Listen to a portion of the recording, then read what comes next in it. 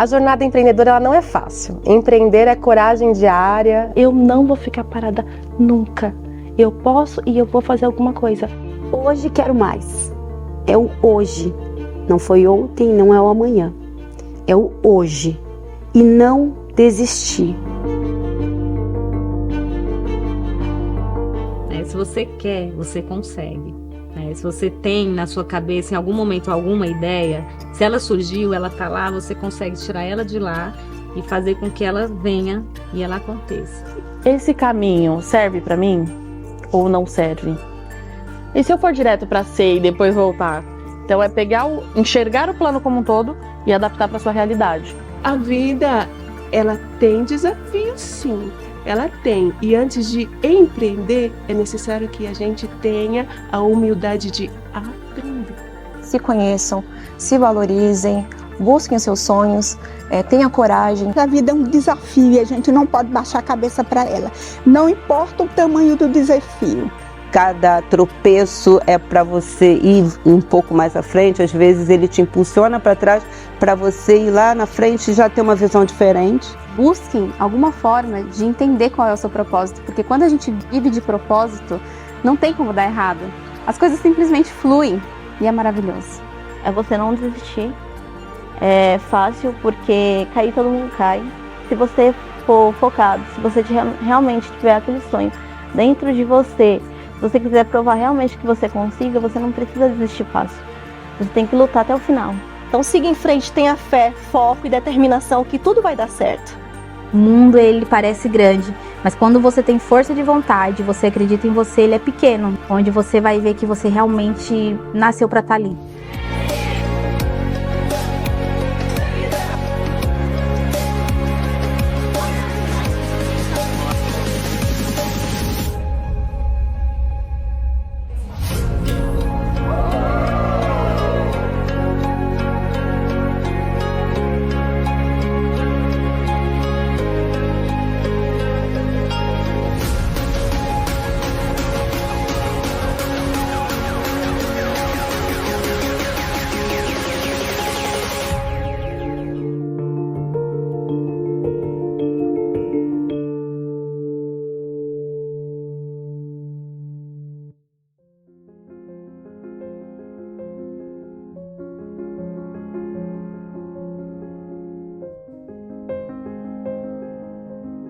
Você já ouviu falar sobre crenças limitantes? Você conhece a sua mente? Você sabe como funciona essa grande máquina superpoderosa que existe dentro de você? E se eu te disser que todos os recursos que você precisa para viver uma vida extraordinária já existe aí dentro de você, dentro do seu coração, dentro da sua mente? O que acontece com a maioria das pessoas que vivem vidas limitantes é a falta de identidade. Eu sou Jussara Cesário da Silva, tenho 57 anos, sou natural do Rio de Janeiro. Fui uma criança, criada num conjunto habitacional e onde a gente vivenciava várias adversidades, questões que nos entristeciam porque o não era frequente. Então nós não tínhamos acesso a muita coisa.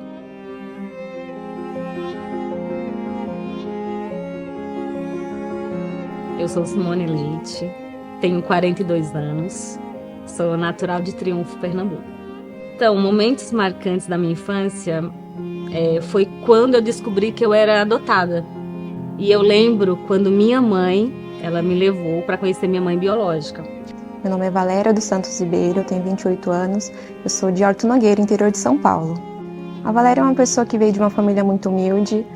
Minha mãe conta que quando eu era bebezinha, eles moravam numa casa que não tinha porta, janela, era tudo no barro, e dormiam no papelão, não tinha banheiro, cozinhavam em tijolos, então foi muito difícil, não tinha fralda, não tinha nada. Então desde sempre foi uma infância bem difícil. Meu nome é Simone Kolcheski, eu sou de Hortolândia, embora eu nasci em Jundiaí, eu tenho 42 anos. A minha infância foi bem difícil, normal como todo mundo.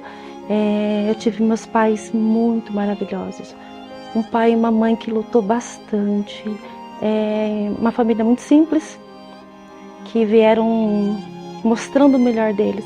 Então, na minha infância, eu tenho histórias tristes de dificuldades com alimentação, mas eu vi pais que lutou para se dar bem, sabe? Lutou para ter o melhor, mostrou honestidade, mostrou que o mais importante, o correto, é fazer o que é certo na vida e mostrar honestidade sempre. Essa foi a minha base que eu tive dos meus pais. Apesar da dificuldade, ser honesto, fazer o que é certo.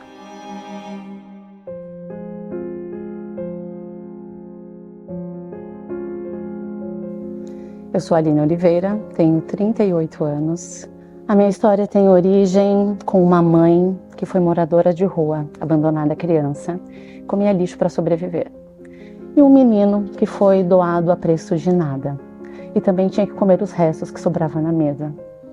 Minha história começa daí, dessas duas pessoas incríveis que Deus uniu e hoje fez grandes empresários. Eu sou Euzenir Oliveira, eu tenho 47 anos, sou nascida no Paraná e tivemos uma vida assim bastante complexa. Posso dizer que nós moramos numa casa, se você conhece aquela música, era uma casa muito engraçada. Então, eu acabo colocando a minha vida, a minha infância numa casa assim. Era uma casa muito humilde. Quando chovia, nós tínhamos que arrastar beliche assim, porque a chuva jorrava água dentro da casa. Meu nome é Fabiana Alves, tenho 40 anos, sou de São José dos Campos. A minha infância foi bem tranquila, graças a Deus. Os meus pais sempre muito presentes, mais a minha mãe do que o meu pai. Meu nome é Débora Balsalobre, tenho 36 anos, sou de Campinas. Sol, praia, foi muito assim a minha infância. A gente meu pai tinha um lugar na praia que a gente sempre ia. E então eu fui muito durante sei lá, até o começo da adolescência, assim, depois eu parei. Meu nome é Shirley Moreira de Farias, tenho 42 anos, sou de São Paulo, capital. Minha mãe se divorciou do meu pai, eu tinha 6 meses, não conheço meu pai. Minha infância foi super tranquila, eu tive um padrasto que me criou como filho, ele não teve outros filhos. Meu nome é Débora Grace, tenho 45 anos, sou a neném da casa. Então eu tinha 2 irmãs mais velhas para fazer tudo, um irmão para fazer outras coisas aleatórias e eu sempre fiquei. Porém, num determinado momento eu me vi sozinha porque todo mundo casou e sobrou tudo para mim. Vim de uma família parte italiana, forte, rígida, de uma educação familiar muito ponderada. E ao longo do tempo me vi com 8 anos de idade, me descobrindo cantora, participei de corais, participei de festivais de música, teatro, fiz teatro.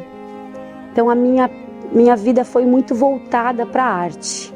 Eu sou Valdeci Chaves Pinto, sou a filha mais velha de um casal de que nós somos 5 filhos. As dificuldades foram muito grandes, então eu tive que suspender os meus estudos e aos 13 anos eu já trabalhava de doméstica para ajudar em casa porque estava faltando as coisas. Sou Ana Lara, tenho 24 anos e sou natural de Rio Branco, mas moro atualmente no interior de São Paulo, na cidade de Indaiatuba.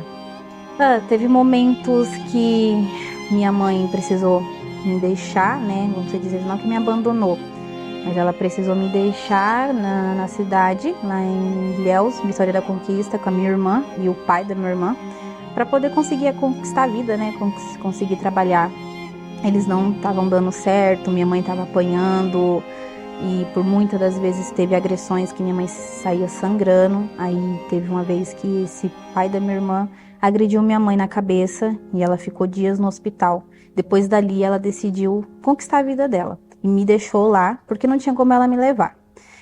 Nessa fase da minha vida foi aonde eu vi, acho que eu realmente cresci. Com 4 anos de idade eu passei fome, muitas das vezes eu queria comer um pão e não tinha. Meu nome é Solange Lucena, sou de Campinas e tenho 54 anos. A gente era de uma família humilde, né? Quando ainda pequena, minha mãe teve um AVC. Então a gente teve que praticamente ser cuidada pelo meu pai. Tivemos muitos traumas na infância. Muitas pessoas, e a maioria delas, passam toda uma vida sem o autoconhecimento, sem se descobrirem, sem entenderem que de fato existe uma luz aqui dentro, existe um brilho muito grande, e o nosso objetivo é despertar o poder de brilhar que existe dentro de mim, dentro de você.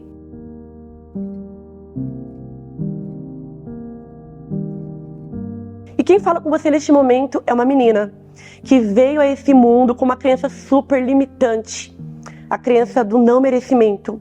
E tudo isso porque, quando eu estava sendo formada no ventre da minha mãe, eu experimentei o pior sentimento que o ser humano pode experimentar, que é o sentimento da rejeição, é o sentimento do desprezo. Você já passou por isso? Você imagina o quanto dói?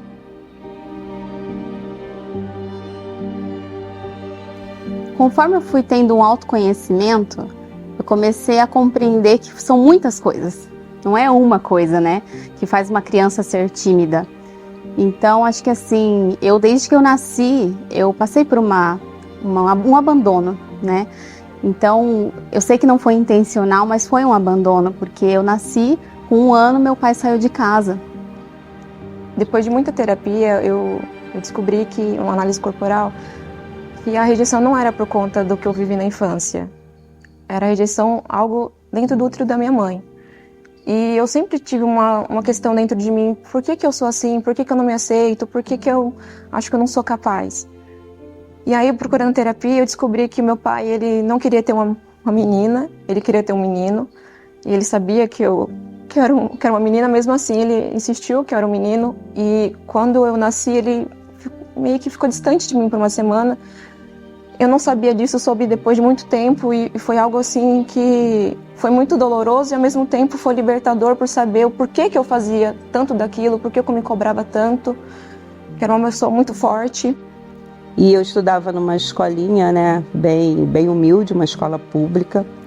E ali naquela escola eu tentava dar o meu melhor, e o meu melhor era vivenciado pelos professores, né? Naquela época a gente tinha as histórias de desfilar com a bandeira, de ser a primeira aluna, e eu era essa pessoa que estava ali. Até então, esse mundo era um mundo equilibrado, porque ali dentro tinham pessoas de todas as etnias e onde as condições socioeconômicas é que prevaleciam. E essa é a mãe que ele teve, era assim que ela falava. E eu sou a mãe de coração.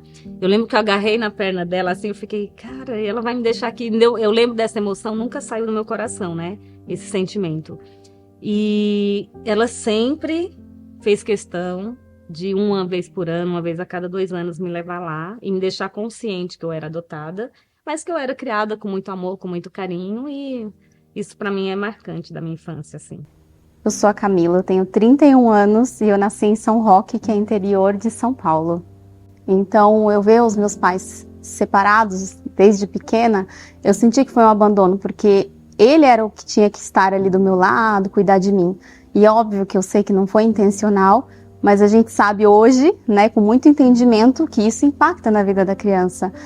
Meu nome é Miriam Mendes, eu tenho 31 anos e nasci em Ceabra, na Bahia. A minha família veio do interior da Bahia, eu era muito nova, porque eu tinha um problema de saúde, não tinha tratamento lá, e eles resolveram vir para São Paulo. Vieram com 2 malas, as mochilas, e a gente veio em busca desse tratamento. Mas nessa época, ainda um bebê, 2 anos, o meu irmão tinha 3, nós somos eu, meu irmão e os meus pais. Eu com esse problema viemos, e antes mesmo de nós buscarmos cirurgia, eu recebi uma cura, foi uma cura milagrosa. Então o propósito, no caso, era só trazer os meus pais, a nossa família, para cá, né, para São Paulo. Meu nome é Gláucia, tenho 45 anos, sou de Igaraçu, Pernambuco, só que eu vivi em Recife toda a minha infância e adolescência. Então, eu vim para São Paulo, né, devido a uma situação que aconteceu comigo lá em Recife. Eu sou engenheira, cartógrafa por formação. E assim, quando acabou a faculdade, os meus tios me trouxeram para São Paulo, porque eu fiquei com depressão devido ao relacionamento que aconteceu na minha vida, que não foi bem sucedido. E passamos a infância muitas dificuldades, né? Construindo, saindo do aluguel, uma época difícil, desafiadora. Eu lembro de nós, para sairmos do aluguel, fomos morar em 2 cômodos, ainda sem reboco. e sem contrapiso, era terra batida. Então a gente ficava num cantinho da casa, enquanto ia fazendo piso em outros cantinhos, até a gente conseguir terminar aqueles 2 cômodos, depois ir crescendo a casa. Assim, eu falo que eu passei a minha vida numa obra, porque o tempo todo a gente estava em construção, em reforma, terminando alguma coisa. Uma infância pobre, nós tínhamos vontade de algumas coisas e não tínhamos condições. Eu tinha 9 anos de idade e aí eu recebi aquele emprego. Para mim, eu recebi aquilo como uma bênção. Se fosse nos dias de hoje, diriam, nossa, exploração infantil. Mas para mim não, eu não enxergava daquela maneira.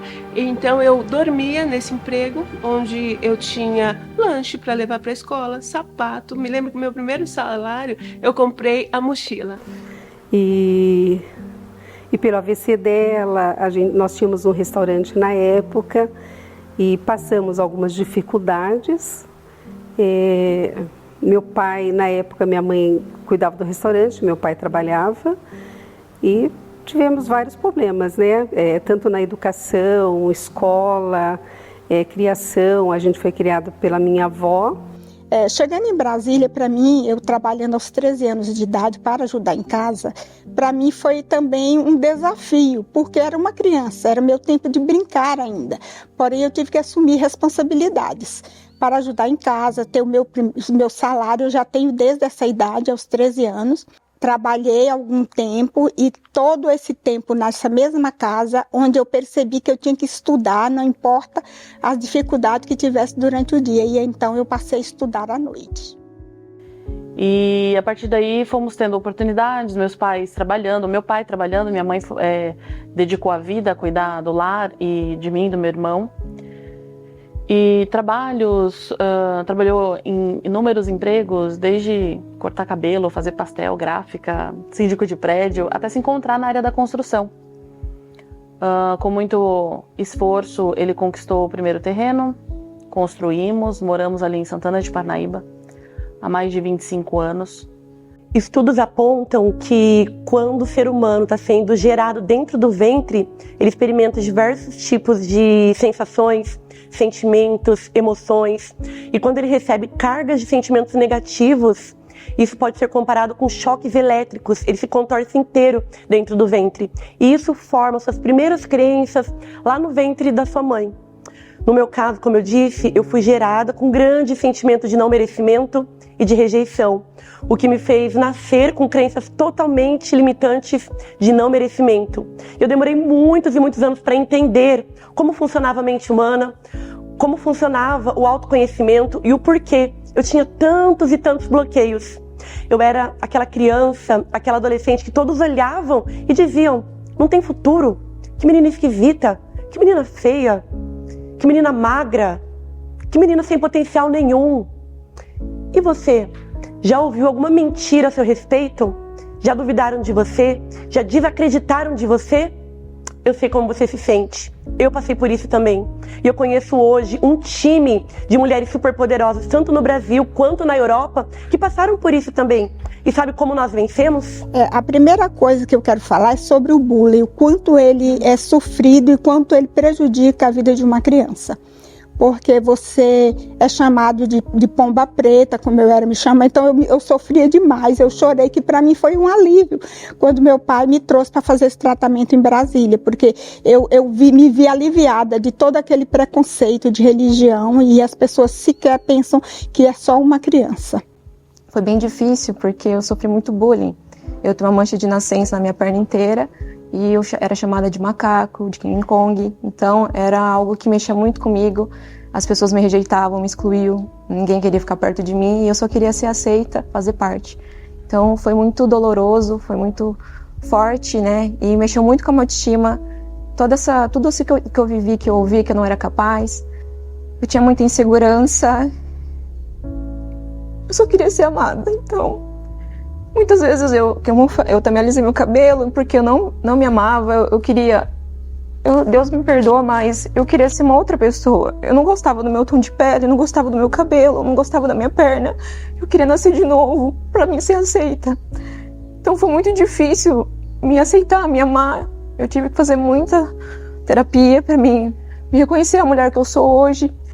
Então, é muito interessante porque eu sempre fui fofinha, sempre fui acima do peso. E naquele tempo, eu tenho um irmão que sempre cuidou de mim, com muito carinho, com muita responsabilidade. E eu tenho um afeto muito grande por ele. Como ele também é da área artística, ele exigia muito isso de mim. A beleza, né? O corpo em si, porque na época as pessoas faziam muito sucesso com sua voz, mas exigia todo um contexto. E também, quando eu entrei numa escolinha que tinha muitas crianças que tinham dinheiro, e eu vim de uma família muito simples, então eu via que elas tinham coisas que eu não tinha em casa, e elas me humilhavam, né? E ficavam mostrando para mim, e era como se eu não tivesse pertencimento ali com elas.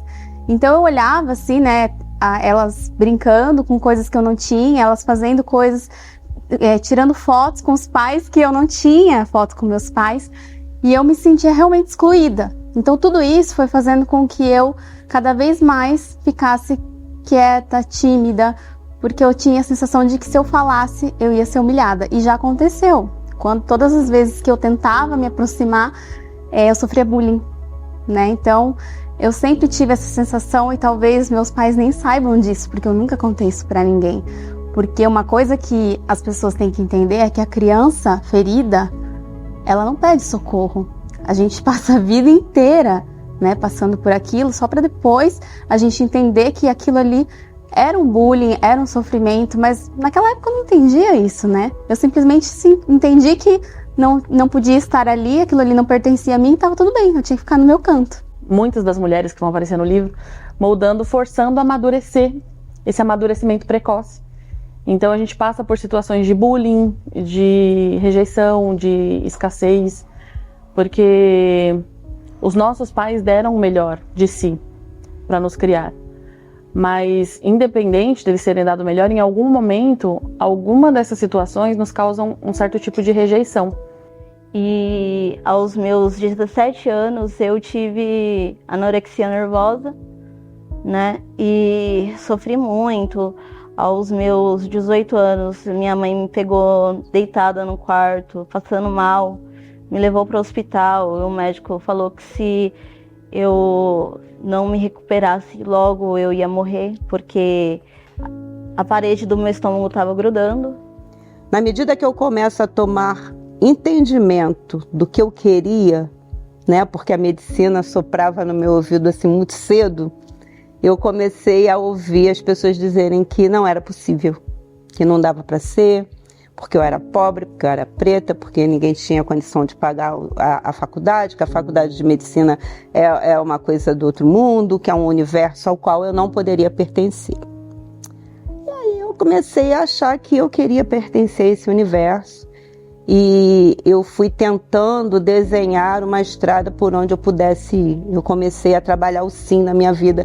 Eu acho muito interessante porque eu era muito garota para estar com esse sim, já buscando ele, achando que eu ia encontrar ele em algum momento. Já fiquei em depressão 2 vezes, séria, na minha vida. Só que antigamente nossos pais não tinham esse feeling que a gente estava com depressão, né? E assim, pra mim, era como se eu estivesse dentro do fundo de um poço e não conseguisse sair. Tanto é que quando eu estava em Recife, no meu fundo do meu poço, eu tentei o suicídio. Eu subi no 4º andar. Ainda lembro como fosse hoje, minha mãe me pegando pra não pular. Porque pra mim foi muito difícil aquele dia. Você sabe como é assim, você está com um casamento marcado, 15 dias e tudo acabar e todo mundo saber, e você desmarcar com todo mundo. Foi assim pra mim. Então assim, foi dessa forma que eu vim pra São Paulo, pra me desprender daquilo, eu fugi da depressão. E depressão não se foge desse jeito, eu só continuei com depressão de outra forma. Né, vim para São Paulo, as pessoas me acolheram com muito amor e carinho. Eu morei 2 anos na casa dos meus tios, que eles me ajudaram muito. Porém, eu ainda não tinha a ideia do que fazer, eu estava perdida. Quando eu resolvi ser empresária, primeiro meu marido, nós tínhamos um comércio. E depois ele faleceu, eu não tive benefício, não consegui receber nada. Foi onde eu me decidi ser uma empresária.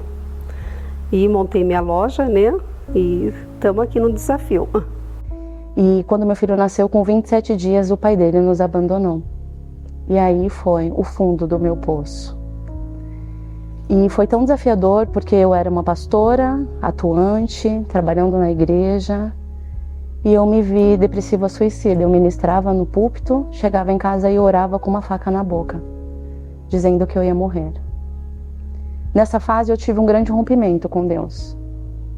Eu achava mesmo que Deus estava no lugar de vítima e achava que Deus era culpado de todas as coisas. É estranho, né? Uma pessoa que estava lá no púlpito, sendo canal na vida de outras pessoas, tendo dons de cura, porque isso se dá desde muito cedo, com rompimento com Deus, não querendo conexão com Deus. E nessa fase também eu acabei sendo abusada por um dos meus primos, que desde novinha ali ele me pegava, fazia as coisas comigo, e eu não entendia que aquilo ali era errado. Eu fui entender no dia que minha avó chegou e acabou vendo ele fazer, né? E ele foi e bateu em mim e bateu nessa minha avó, que eu chamo ela de vó porque foi a pessoa que cuidou de mim no momento mais difícil. E eu achava que minha mãe sabia de tudo aquilo, que minha mãe tinha me deixado ali para sofrer, e não. Minha mãe não sabia de nada, esse meu pai não contou para ela. E foi muito difícil para mim. Muitas vezes eu já pensei em tirar minha vida. Foi assim, minha mãe é uma pessoa muito guerreira e ela sempre me ajudou muito nisso. Então, graças a Deus, com a ajuda de Deus, ele me ajudou a sair dessa. Eu lembro que eu fui no século XXI e o padre, né, ele veio até a minha direção e ele falou tudo o que eu sentia, tudo que passava na minha cabeça. Eu sentia que eu não fazia diferença no mundo, que eu não estando aqui não ia fazer diferença nenhuma para minha família. E foi por esses pensamentos que muitas vezes eu pensei em tirar minha vida. Graças a Deus, com não sucesso, né? Estou aqui para contar a história e talvez, quem sabe, ajudar outras pessoas que passam pela mesma coisa que eu já passei, né? O momento mais difícil da minha vida foi o momento que eu enfrentei uma doença, em 2016. Eu já tinha enfrentado, eu tinha rompido sociedades, eu já tinha desistido da estética, e aí eu voltei, superei tudo, e no meio disso tudo me veio a leucemia.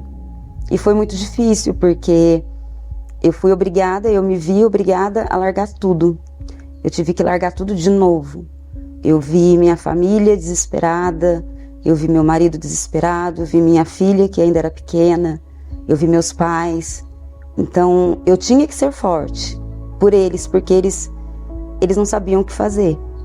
Então fui proibida de trabalhar para o resto da vida. Os médicos me proibiram de trabalhar para o resto da vida. Eu fiquei entre a vida e a morte por 5 vezes. O momento mais difícil para mim não foi o diagnóstico em si. Eu falo que eu já estava preparada, então eu enfrentei mesmo de peito aberto. Mas o momento mais difícil para mim foi com a minha filha. Eu não esqueço quando a gente estava tomando banho e foi a primeira vez que caiu um tufo de cabeça. Eu não sou ninguém, não sou nada. As pessoas conseguem sair, as pessoas são felizes e eu não sou. Por que que eu não sou? Eu não sabia a minha missão ainda, mas era preciso passar por aquilo para eu entender hoje a minha missão. Porque muitas vezes tem-se tudo, mas não se tem essa base de amor, essa base de união familiar. Eu encontrei aquele suporte que eu estava tanto precisando, né? E eu decidi que eu não ia desistir tão fácil. Então, eu decidi, porventura, me afogar nos estudos, onde tudo aquilo que eu estava pensando, sofrendo, eu ia esquecer, ia focar só ali. E, graças a Deus, hoje eu não desisti. Posso dizer que hoje eu encontrei algo que eu não desisto e algo que eu realmente quero para minha vida. Não vou desistir fácil. Eu vou lutar até o final pelo que eu realmente quero e eu vou provar para minha família e para mim mesmo que eu consigo. Que eu posso ajudar também outras mulheres também que não se amam como elas são. Então foi muito difícil, mas hoje eu sei a mulher que eu sou, o poder que eu tenho, que eu posso ajudar outras mulheres a se sentirem fortes, assim como eu me sinto agora, e não deixar o meu passado mostrar quem eu sou hoje, que eu tenho muita capacidade de fazer muita diferença na vida das pessoas. Você é escolhida. O que falaram de você até hoje que você não é capaz é mentira. Não é que uma mentira contada 1000 vezes continua sendo uma mentira. Então, até eu entender isso, foi quando eu consegui fazer tudo diferente. Pode ter dificuldade, só que eu não vou ficar parado para ver a dificuldade. Tem problema? Tem, mas o que eu posso fazer para resolver? Então essa foi uma das primeiras coisas que eu decidi na minha vida. Eu não vou ficar parada nunca. Eu posso e eu vou fazer alguma coisa. Eles me deram base, meus pais me deram base, ótimo. Tudo na vida a gente passa por momentos ruins, fases ruins, né, que a gente fala que não vai superar. E dias bons passam e dias ruins também passam. Nenhuma fase é eterna, né? Eu acho que todo mundo já teve uma fase no fundo do poço, mas lá ninguém tira selfie porque não é um lugar bonito. Mas eu acho que é a melhor mola propulsora. Mas a gente também tem que tomar cuidado com os topos, né? Porque eles são rodeados de abismo. Então você precisa se manter no topo. Então acho que o mais importante é o foco, a determinação, sem passar por cima de ninguém, sem querer ser mais que alguém, mas assim, sempre, porque a sua chama acesa não apaga a minha, né? Então a gente sempre tentando caminhar de uma forma tranquila. É um dom, eu falo, né? A gente às vezes precisa só entender qual é o dom que a gente tem. Mas eu falo que foi Deus que me deu, porque é um dom. A nossa cura foi o autoconhecimento. Quando você para de ouvir o que dizem a seu respeito e olha para dentro de si, entende quem você é e resgata a sua identidade, uma chave vira e ninguém te para mais. Essa virada de chave foi assim, né? Como eu morava lá no sertão, interior, eu sempre quis ter minha maquiagem, minhas coisinhas e tal. E o que eu fazia? Desde os 11 anos eu ia vender. Eu pegava revistinha, ia vender nas lojas da cidade. Eu lembro que a primeira vez que eu liguei eu fui para um orelhão da cidade, eu tinha uns 10, 11 anos, e eu falei que eu queria ser vendedora. Aí eles mandaram para mim um kitzinho, né, com amostrinha e tal. E eu comecei a vender. E aí eu falei, não, eu quero trabalhar com isso. Então eu vendia, depois eu ia lá e cobrava, depois fazia pedido, colocava no correio, isso novinha. Eu estava na minha casa e com medo de entrar em depressão novamente, porque a depressão é uma doença, né? A gente tem que se tratar. E comecei a fazer maquiagem através do YouTuber. As pessoas faziam, as mulheres faziam. E eu comecei a fazer também. Eu falei, nossa, isso é legal, eu tenho um pouco de maquiagem aqui, eu vou fazer. E aí aquilo ali me distraía. Eu entrava no meu quarto e me distraía naquilo. Então, assim, as amigas que iam, me ligavam em vídeos que a gente não podia visitar ninguém, né? Falavam, nossa, por que você tá maquiada desse jeito? Eu falei, não, eu vou à cozinha, ao quarto, ao banheiro, é porque eu quero estar bem comigo mesma. E aí as pessoas, nossa, você leva jeito para um negócio, me ajuda. Então eu ajudava uma, ajudava a outra. E eu percebi que eu tinha esse feeling para autoestima feminina. Não só para a parte estética, mas a parte sim, interior das pessoas. Que eu gostava de conversar com as pessoas. E as pessoas me escutavam. Então, assim, foi através disso que eu abri a minha loja. O e-commerce que eu tenho hoje, a Dolo Make, foi por causa desse feeling que eu tive, das minhas amigas me falarem que eu era capaz daquilo. E eu realmente percebi que era. E eu não sabia nada de maquiagem. Olha, eu mudei, fiz essa mudança de chave quando eu procurei autoconhecimento. Então, eu falei, já que o mundo externo às vezes não facilita muito pra gente, então a gente tem que ter essa busca interior. E eu comecei a buscar quem é Valéria. Qual o seu propósito aqui? Então, primeiro eu comecei pela primeira coisa, pelo meu corpo, que era algo que eu tinha muita vergonha. E eu fiz um ensaio fotográfico e foi algo libertador, porque eu enxerguei a mulher que eu era, eu não me enxergava uma pessoa bonita. E eu lembro que foi no Dia Internacional das Mulheres, eu tive a coragem de me expor, coloquei minha foto, né, com a minha mancha, e eu escrevi um texto contando um pouco da minha história. E o medo foi muito grande, o medo de ser rejeitada, das pessoas não gostarem de mim, porque eu tinha muito medo de falar como eu era, porque eu achava que ninguém ia me aceitar. E foi totalmente diferente. As pessoas, muita gente mandando mensagem, muito obrigada, você me inspirou, eu não vou ter mais vergonha do meu corpo. Então foi essa virada de chave, eu saber quem eu era para ajudar outras mulheres a se empoderarem, a se amarem como elas são. Querer realmente transformar a vida das pessoas, fazerem elas não quererem pensar só na estética, eu sou esteticista, mas elas sentirem isso de dentro mesmo, elas sentirem que elas são lindas do jeito que elas são e que esse processo que elas estão trilhando não é importante o final, é o que elas vão se reconhecendo, se amando, que o exterior é só uma casca, mas o importante é que você sente por dentro. Então isso foi que me ajudou a crescer muito na minha carreira. Eu sou muito metódica, assim, então desde o início eu falei, bom, eu preciso ter um passo a passo, preciso chegar para a pessoa e saber o que eu vou falar, o que ela procura. E aí nada dá certo quando a gente planeja demais, eu acho, porque não dava certo, porque era diferente do que eu sempre fiz, que foi vender um produto. Eu sempre vendi produto, eu nunca vendi serviço. Então a pessoa chegava, eu quero a tinta tal, a tinta tá aqui. Eu quero o sapato tal, o número tal, tá aqui. Eu quero a pizza tal, a gente vendia tal pizza. É diferente você vender um serviço. Então, quando as pessoas chegavam procurando alguma coisa, eu me via numa situação de que, peraí, você falou que você quer vender mais, tá aqui, ó, para vender mais é isso. Só que na mentoria, no 1 a 1, é diferente. A pessoa, ela vai com uma dificuldade e que não é só no papel, não é só você falando para ela, para vender, você tem que fazer tal coisa, era muito robotizado. E aí eu passei 1 ano sofrendo, porque elas saíam do escritório e eu, de uma reunião online, eu falava, eu não tô conseguindo passar o que eu quero, tá faltando alguma coisa. Tá, a experiência eu tenho, então ok, já posso dar a mentoria por conta da experiência. Agora eu vou estudar sobre, ok, fiz vários cursos para entender, né, um passo a passo, o que é uma mentora, o que é isso, o que é aquilo, ok.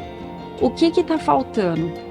Então foi bem complicado, foi bem o ano da pandemia, né, que eu acho que tudo aconteceu na pandemia. E aí eu descobri que estava faltando uma pessoa. Deus. A dica que eu dou para outras mulheres é ter atitude. Não precisa ter dinheiro, né? Um grande capital, mas é atitude e estudar sobre o seu negócio. Eu acho que daí você começa a alavancar e procurar ideias com outras pessoas.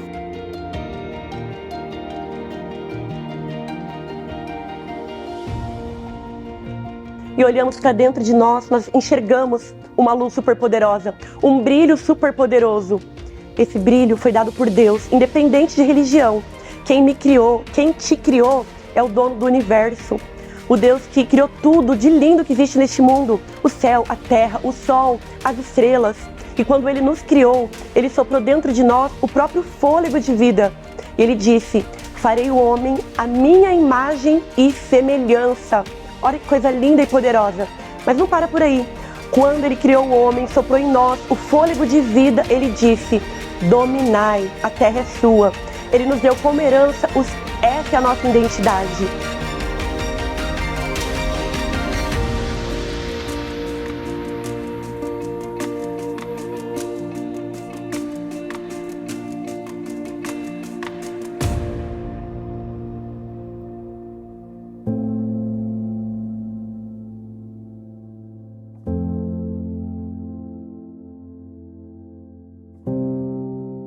E quando eu olhei para dentro de mim, eu percebi que todas aquelas crenças de não merecimento, de não se achar bonita, de não se achar digna e merecedora, de conseguir coisas extraordinárias, tudo mudou. E aquela menina que ao longo dos 16 anos de vida sofreu depressão, ansiedade, diversos síndromes, automutilação, aquela menina que sofria tanto bullying e que andava de cabeça baixa, sem postura, aquela menina que não conseguia encarar ninguém, olhar nos olhos de ninguém, ela foi se transformando.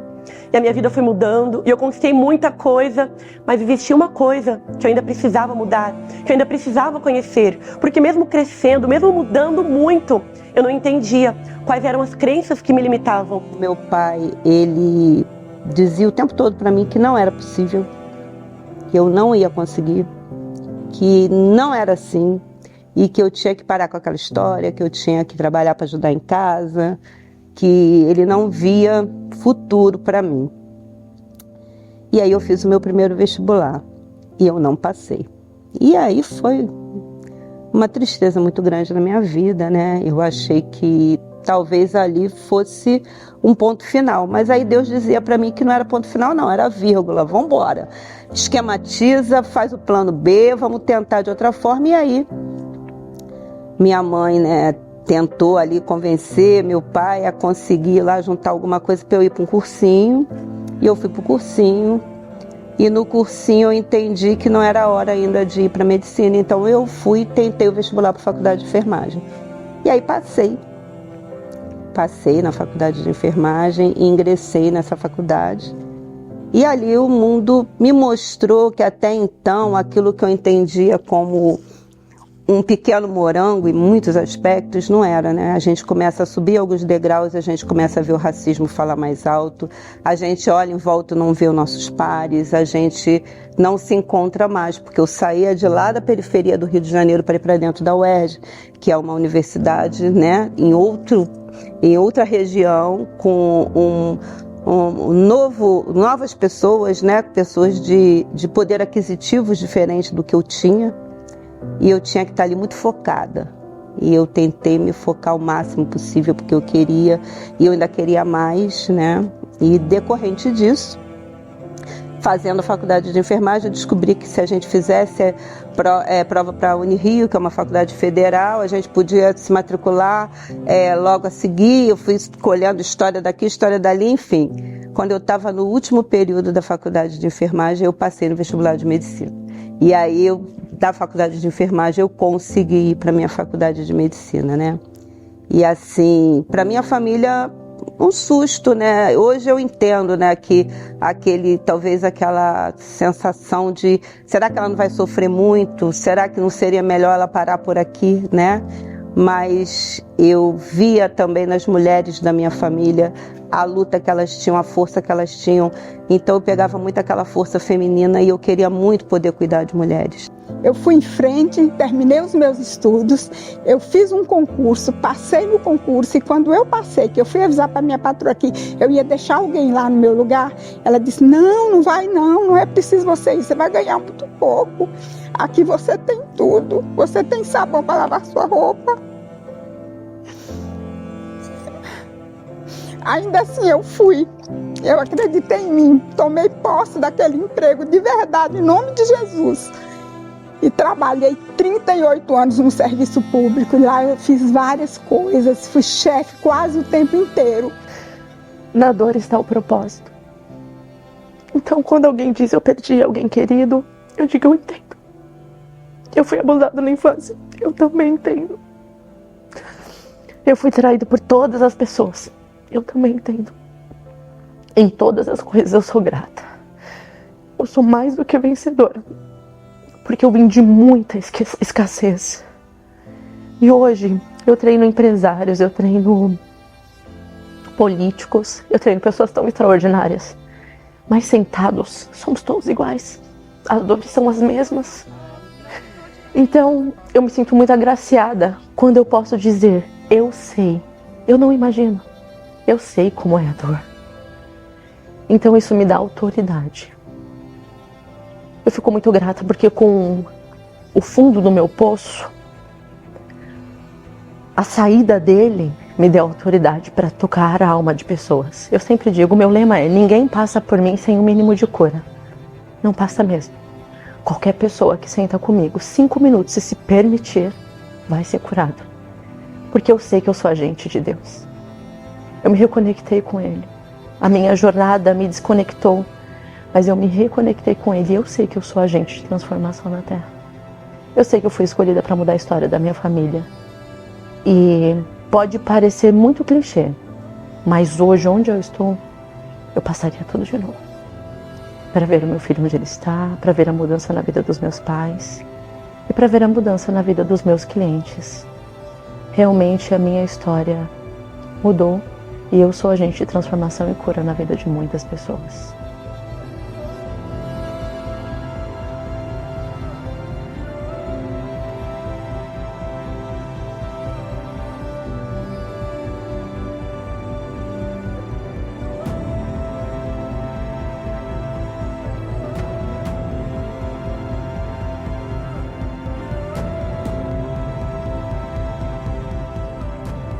Eu me tornei a mulher que vocês conhecem hoje.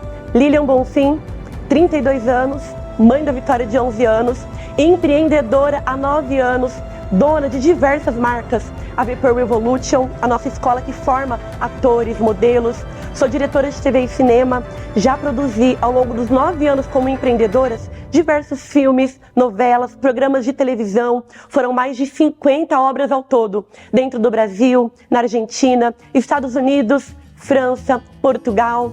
Recebi 17 prêmios consecutivos, me tornei uma ótima comunicadora, treinadora, palestrante, proprietária do movimento Mulheres que Brilham, movimento esse que transcendeu as páginas de uma revista e conquistou telonas do cinema, programas de televisão, podcast, livros, Mulheres que Brilham. O nosso objetivo é despertar o seu melhor, é despertar o seu potencial, esse brilho que existe dentro de você. Eu quero te apresentar a história de mulheres incríveis que sofreram, assim como eu, assim como você, mas elas decidiram sair do lugar de vítima e se tornarem protagonistas de suas próprias histórias. Elas deixaram o anonimato de lado e conquistaram os palcos de suas vidas, os holofotes, e hoje estão aqui, te provando que é possível despertar o poder de brilhar que existe dentro de mim, dentro de você. Mulheres que brilham do anonimato aos holofotes.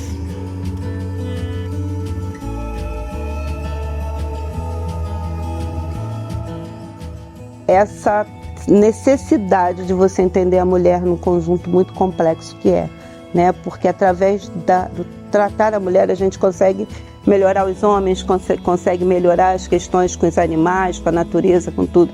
Então a mulher é uma coisa que você tem que saber tratar muito bem, além de combater uma doença, né? A mulher é muito além do que é a doença. A jornada empreendedora ela não é fácil. Empreender é coragem diária, é você se superar diariamente, porque tem dias que você acorda e fala, vou parar, não aguento mais, não vai, é muito difícil, mas vale muito a pena, né? Realmente um dia de cada vez e uma noite no meio, você tentar descansar a mente e ter insights, né? Porque assim, até que ponto você tá com vontade de apostar as fichas da sua vida e no quê? Eu acho que toda mulher tem sim, mesmo que ela não nasce com o dom, mas ela pode desenvolver. Mas ela tem que acreditar primeiramente no potencial dela. Porque diariamente, e sim, a todos os momentos, você vai ouvir vários nãos na sua vida. Você tem que saber filtrar e seguir. E principalmente para te desviar dos caminhos, porque propostas vão aparecer assim absurdamente cada vez que você vai fazer alguma coisa. As pessoas vão tentar te tirar do seu foco, puxando para cá ou para lá. Eu falo que o melhor investimento hoje na vida é o tempo, porque tem pessoas que sugam o nosso tempo e tem pessoas que agregam o nosso tempo. Então, o filtro é o mais importante. Eu acho que toda mulher pode empreender, desde que ela tenha um pouquinho de determinação e foco, né? Os 4 pilares. E você saber que você precisa de um passo a passo, é você entender que você não tem controle de tudo. E que é a falta desse controle que faz as coisas serem grandiosas. Porque se tudo fosse certinho e do jeito que a gente pensa, que a gente sabe, que a gente planeja, as coisas não dariam certo. É que a gente fica muito planejado no e se fosse de tal forma teria sido melhor, quando na verdade a gente só acha que teria sido melhor porque a gente não conhece aquela realidade. Então eu sempre sou grata ao momento que eu estou vivendo. Eu acho que esse é o melhor momento. Entendi que de tudo na vida o que a gente não pode comprar é tempo. Então eu faço com que o meu tempo seja sempre aproveitado da melhor forma possível. O primeiro negócio que eu quis abrir nessa época foi uma corretora de seguros. Eu fui tirar a SUSEP, abri minha corretora. E foi muito difícil, porque você começa, você fala, pô, eu vou abrir meu negócio, mas no começo você não tem negócio, você não tem venda, você não tem nada. E eu me senti meio perdida de novo. Falei, gente, eu acho que eu vou voltar pro mercado e voltar a ser funcionária, porque é muito complicado. Aí, mesmo assim, continuei. Falei, não, vamos tentar um pouquinho mais. Continuei batalhando, continuei.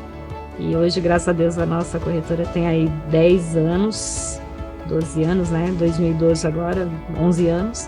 Uma carteira muito grande de clientes que renova cada ano e indicam muito. E depois disso, também em 2017, a gente abriu uma outra empresa, eu e meu sócio, que foi a Central Franquias. E hoje a gente trabalha fazendo expansão de grandes marcas e formatando também negócios que ainda não são franquias, e a gente está aí para fazer isso. Ter coragem para fazer, e autenticidade. A gente não precisa ser igual a ninguém. A gente não precisa seguir. A gente pode ter um mapa. É igual fazer um projeto. A gente tem um mapa, mas ele pode ser moldado de acordo com a personalidade de cada pessoa, de acordo com o propósito de cada pessoa. Você não tem que ouvir ninguém. Você passou no concurso, você tem esse direito. Ser uma empreendedora, estou sempre inventando e fazendo alguma coisa. Tomei posse do meu emprego, lá conheci meu marido, casei, tenho 3 filhos, formei os 3 filhos, mas não foi nada fácil para formar eles. Eu tive que vender roupa, vender semi-joia, vendi marmita para comprar o meu apartamento, porque eu não queria me aposentar sem ter um teto. E eu mostrei que mesmo sendo mãe, mesmo saindo sendo criada em uma situação difícil, estando em uma situação complicada, eu dei a volta por cima em pouquíssimo tempo. A virada de chave na minha vida foi em poucos meses. Eu nem acredito que há um tempo atrás eu era uma menina que se escondia atrás das pessoas e hoje eu tô brilhando. Tô indo para Paris, tô conquistando meu espaço, tô indo fazer fotos fora do país e vem muita coisa por aí. Eu descobri qual é o meu propósito e está muito relacionado com o servir. Está escrito na Bíblia isso. Então, somente quando eu consegui me conectar com Deus, foi quando eu descobri qual era o meu propósito aqui. Hoje eu trabalho com isso, Eu trabalho com consultoria empresarial, transformando a vida de outras pessoas que também querem empreender, mas ainda estão ali perdidinhas. Então, por isso que eu falo, não é sobre o dinheiro, é sobre o propósito. Eu me arrependi um pouco de ter deixado a cantora guardada, mas eu penso que tudo é no tempo de Deus. Deus está à frente de tudo e Ele sabe de todos os detalhes e de que forma, quando, como e onde Ele vai colocar os detalhes. E eu sou muito feliz, estou bem, estou feliz. Você não precisa caminhar sozinha. Se você tem conteúdo, se você tem experiência de vida, por que não partilhar? Por que não segurar na mão de outra mulher e dizer, vem comigo, vem, você pode, você consegue, você é linda, você é capaz, inteligente. E a única coisa possível de te parar é você mesmo. Porque todas as demais circunstâncias você consegue driblar e prosseguir. Eu acho que o primeiro foco é você acreditar no seu potencial, olhar para você e saber que sim, se espelhar nos outros é bom, mas saber que a capacidade é sua, a força é sua, o foco é seu, primeiro em você, Acho que a liderança vem de você realmente observar e falar, cara, eu consigo, e ir, sem medo de ser feliz, que a gente chega lá. Se você quer, você consegue. Se você tem na sua cabeça em algum momento alguma ideia, se ela surgiu, ela está lá, você consegue tirar ela de lá e fazer com que ela venha e ela aconteça. Momentos difíceis a gente sempre vai ter. Não é fácil para todo mundo todos os dias. Não todos os dias são as coisas lindas. Não, dificuldade todo mundo vai ter. Só que a gente tem que focar sempre nas coisas positivas, saber que é um dia atrás do outro. Se algo deu errado, vamos tentar novamente que uma hora vai dar certo. Mas eu acho que o principal é acreditar em si, sabe? Ir atrás. Todas nós, cada pessoa que está aqui, cada pessoa que vai nos ouvir ou que vai ler o livro, tem uma história de dificuldade. Um pode ser a falta, outro pode ser o excesso. Não importa. O importa é o que você vai decidir. Vai continuar prostrado ou vai mudar a sua vida? Eu decidi que eu nunca, nenhum dia, vou perder 1 minuto do fôlego de vida. 1 minuto eu não vou perder. Eu posso e vou correr atrás sempre. Se não dá de um jeito, vai ter que dar de outro. Mas vai dar, porque Deus, se a gente colocar a nossa vida na mão de Deus, Deus está no controle e a gente tem força. A gente cresceu, a gente tem ar, a gente tem mãos e pés. A gente consegue. Então, a indicação ou a orientação que eu dou é corre atrás. Dá de um jeito, dá de outro. O importante é não se sentir vítima, porque nós não somos vítimas. Nós somos fortes, somos mulheres e corajosas. Olha, gente, para entender o propósito e a missão, é preciso primeiro ter a permissão de Deus.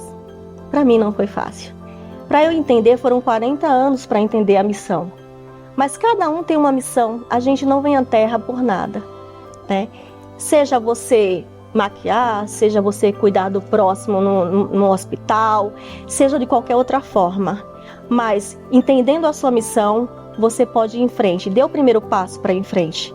Porque não adianta você entender sua missão e ficar parada e não fazer nada, porque o próximo precisa de ti. A fé me colocou de pé. Foi a minha fé que me colocou de pé. É isso. Eu entendi que o meu papel é transformar vidas. Eu falo que o meu papel é esse. Não é a pessoa ir lá cuidar só do corpo. Eu quero ajudar ela a se cuidar por dentro. Essa é a minha missão. Jesus tem o poder de mudar a sua história. Jesus tem o poder de ressignificar e de curar a sua alma. Jesus tem o poder de te colocar em lugares onde você nunca imaginou estar. Jesus pode escrever a sua história de novo e de verdade. Isso não é clichê. Porque Jesus, ele não vira a página, ele arranca e escreve de novo. É possível viver 2 vidas dentro de uma. Eu sempre falo isso para os meus clientes. Então, a partir do momento em que você olha para Cristo, que é o alvo, ele pode te direcionar. Ele vai te dar a estratégia necessária, ele vai colocar as pessoas certas para você viver o seu propósito. Ele vai fazer acontecer. Porque nós podemos, dentro do ego, estudar, crescer, nos conectar. Mas tem mesas e lugares que somente Deus pode entrar. Somente Deus pode te colocar. Então Jesus, ele é realmente a luz no fim do túnel. É ele que pode realmente te esclarecer, te dar entendimento e te tirar do fundo do poço. E quando ele tira, ele se responsabiliza por também te levar a lugares extraordinários.